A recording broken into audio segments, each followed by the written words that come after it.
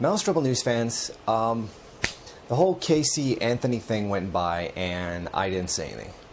At the time, I was busy making a couple of get the scripts together for a couple of videos, and I was working on the whole Maoism Pol Pot thing.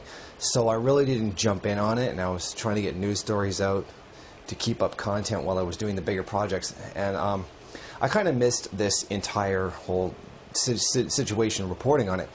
However, the last blog TV show, somebody asked me what it was that I thought about the whole Casey Anthony situation. And we were in the middle of watching Canadian Bacon, a 1994 Michael Moore movie, and I was giving audio commentary to it on its plot, subtext, whatever. Somebody in the chat log said that they wanted to know my opinion of what was going on, and I said I would give it after the show, which I forgot to do. So I thought, what the hell, this would actually make a pretty good actual video. So, as we all know, Casey Anthony is the woman who was declared not guilty of killing her daughter, while the vast majority believe that she actually did. And personally, I too believe that she did. I think two of the issues that have been overlooked at this point, despite the obvious that clearly she did have a at least some kind of mental illness, her actions were criminal, and she, in my opinion, she got away with murder. So I think aside from the obviousness of the whole situation and the sensationalization of it and whatnot, I think an issue overlooked here was an issue of women's health that was overlooked.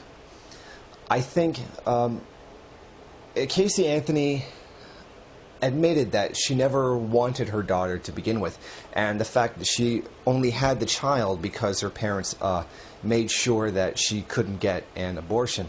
And I think that's kind of telling.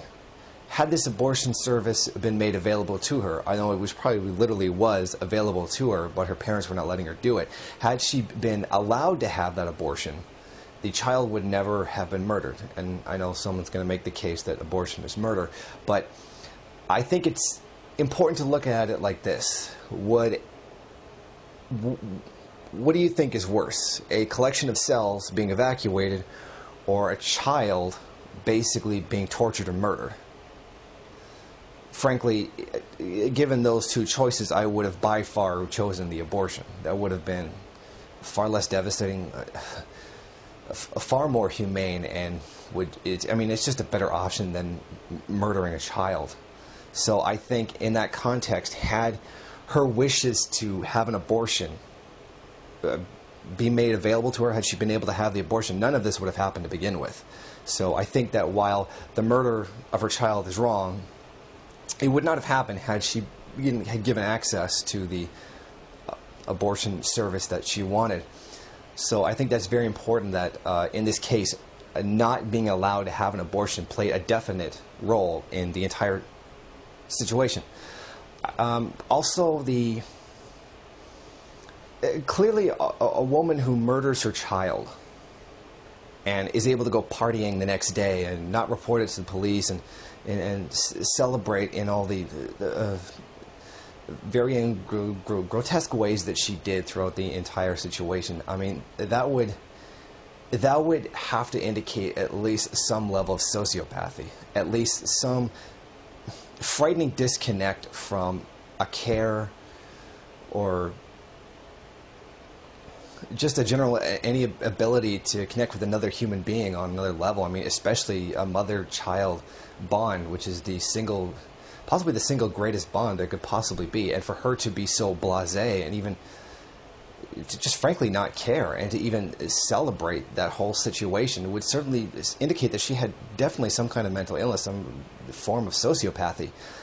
I think in some way along the line she missed some kind of mental health examination, or possibly had some kind of mental service been made available to her earlier on, then maybe, professionals would have had some kind of heads up. Maybe Family and Child Services would have had some kind of heads up to a possible situation like this.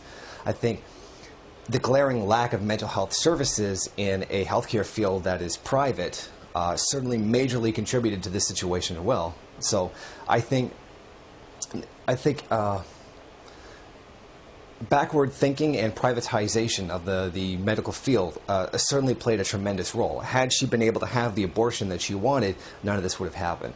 And it might not have happened if she had had the mental health services available, or at least the state would have been aware of her mental condition, and she might not have even had the child to kill to begin with.